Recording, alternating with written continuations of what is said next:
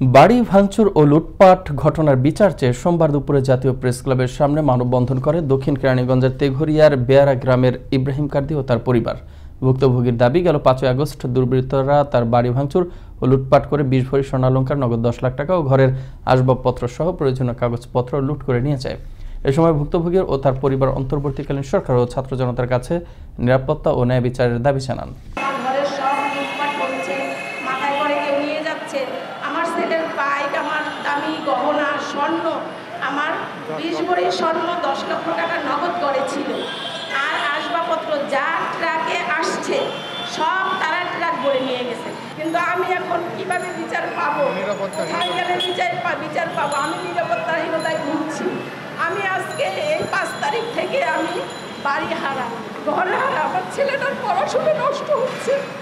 আমি কোথাও ছেলে হতে পারছি না।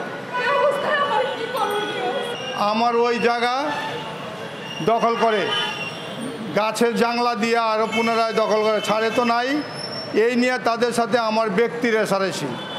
যখন দেশ এই ৫ই আগস্টের দেশ পট পরিবর্তনের এই সুযোগে এলাকার যে চিহ্নিত যে সন্ত্রাসীরা যাদের মধ্যে শরীফ মোহাম্মদ, তাছাড়া আরও যারা রাজু সাজু সহ এ সকল ব্যক্তিবর্গ আমরা যাদের নাম উল্লেখ করেছি ইতিপূর্বে, তাদের শাস্তি হোক এবং আমরা আমাদের ক্ষয়ক্ষতি সম্পূর্ণ ফেরত চাই। তারা হুমকি দিচ্ছে আমাদের প্রাণনাশের এবং তারা বলছে যে কোনো মূল্যে হোক আমাদেরকে এখান থেকে বিতাড়িত করে ছাড়বে।